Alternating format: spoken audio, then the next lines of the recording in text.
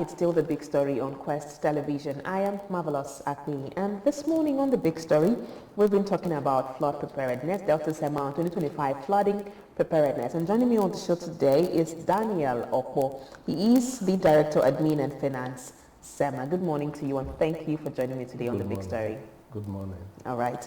Well, yes, before you came in, we already started talking about flooding, how every single year we get reports of flooding, and it seems like it's become a normal thing now. Ever since 2012, I don't think a year has passed that we don't get at least maybe a little, and then for some years it's even worse. Now, I would like to ask how NIMET communicates these zones to Sema, because according to the reports that we got, they had said about 3 local government areas in Delta State are more at risk. They talked about Patani, Ugeli South, and Ndokwa East. Are there other local government areas that are also at risk? Well, I look at this. They make their forecast. Okay. Nigerian Meteorological Agency. You see, they use statistics. They study the terrain and the weather. Apart from these 3 local government areas, there are other local government areas that are equally at risk, but not as high as the 3. Those areas, we categorize them as moderately impacted areas. Okay. Yeah, moderate impact areas. While those ones that are highly impacted are those ones they will highlight, so that people in that environment will be able to know what to do or what you expect. You see, in those days, you see climate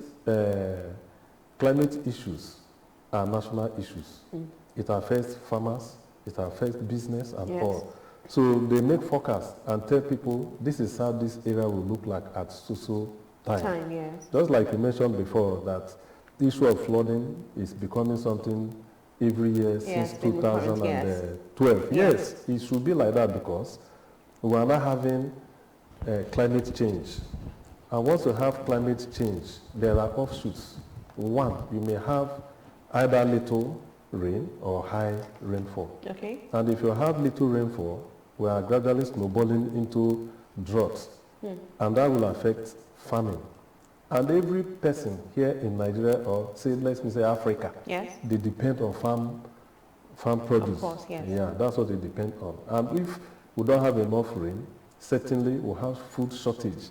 And once there's food shortage, there's crisis. Yes. There's crisis, people will suffer, or the little we'll have, the price will go up, because a lot of people will be buying. Now, if there is too much rain, it may not allow some agricultural produce to be mature before they harvest them. It's just like you have cassava. Sometimes you see cassava, when they plant it, some people leave cassava for 2 years. There's a particular species like that. They leave it for 2 years. But with the rains, with the flooding, once there's flood, those ones will be gone.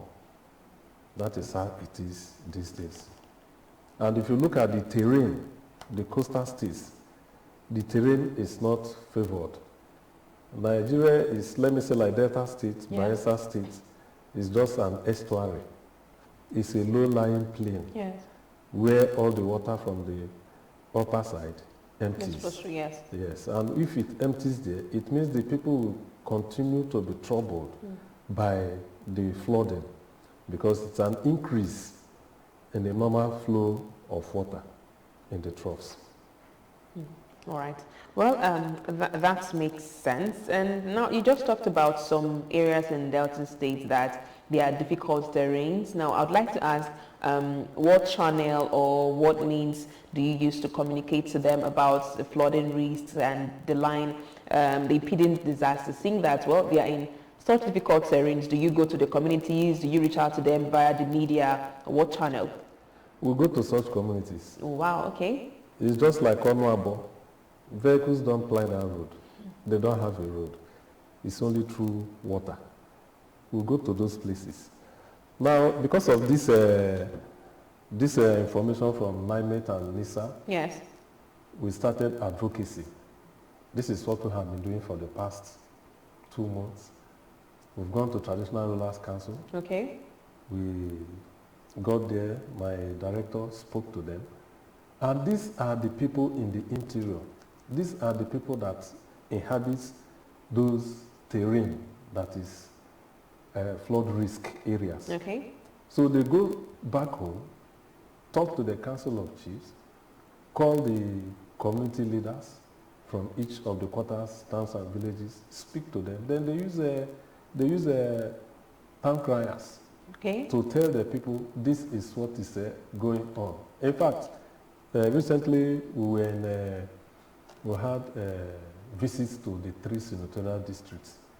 And the places we visited were just like what you were saying, because we are aware that those places are always high-risk areas. Okay. Once there is flood, they must be affected. There is no two ways to it because of the position of their communities. Those are areas that water can pass. If you look at this Ubolu Road as you are coming, yes, you see there's a hill like this. Yes. So all the adjoining places, all of them, yes, are flood risk areas should there be high rainfall. Recently we've had reports of some buildings falling because of high rainfall, flooding and the rest. Here in Asaba. Yes. Yeah, because they may have built and they did not channel the water very, very well. Properly, yes. Properly. So once the rain comes and you have high volume of water, water must find its level. Water must move. You can't cage it if you are not technically inclined. So it pushes the fence, goes into the building, wreaks havoc, and that is all. That's quite sad. Now, you did say that you usually find a way to get to these communities. Now, when you get to these communities, what message now are you passing to them? You said the awareness began about 2 months ago. What message are you passing across to them? Yes, we tell them, look, we've gotten information from NIMET that there will be high rainfall. Okay. As at now, what we are talking about is high rainfall. Okay. We have not gone into the issue of there's going to be flooding. You can see it. We are talking about high rainfall. Yes. How do you manage yourself when the rainfall is high? Okay. Firstly, you talk about safety. Okay. People like us that are in the townships and the like, safety. One, you drive. One, you are outside. Once there is high rainfall, go out of the road. There might be thunder. You might endanger your life. Your safety is first. Sometimes you see heavy rainfall, you see people driving, running in speed, like that. At the end, if you survive it the first time, second time, something must happen to tell you that this is not the speed you take. Sometimes I see people when the rainfall is high, whether it is stormy or not, they park. Yes. Find a place and stay. At the end of that rain, at least, not up to 1 hour or thereabout, you continue your journey. It's just like the rainstorm we experienced in the local government that involved 3 communities, Jedo, OKPOR, and one other place there. Yes. That a lot of buildings, properties destroyed. If somebody was driving when it was happening, it's just like this cyclone we hear from the Western world, then a lot of havoc will be done. This period is not only thinking about high rainfall. There are other things that can happen, just like rainstorm, windstorm. All these things, they accompany high rainfall. It can't just be a high rainfall drumming and drumming and just drumming. Heavy rain, Just heavy rain, no. There are other things that follow. Even during that period, you see reptiles, big snakes, straying because their habitation has been taken over by flood. Yes. They go out. Inside that flood, if somebody is there, it go fit bite a man. And problem will come. Health issues. Health issues. If you look at this river here, I think this river is a river Mocha. Yes. This river you see here, once there's rainfall, the color changes. The color changes. It's no longer fit for human consumption. I bet you a lot of people drink this water. They fetch it and drink. But once there's rainfall, you see the color will change. It will just be brownish or brackish water, like Yes, so people can fetch it. You fetch it and drink it, then you should go to your doctor so that the doctor can interpret the compound you have taken.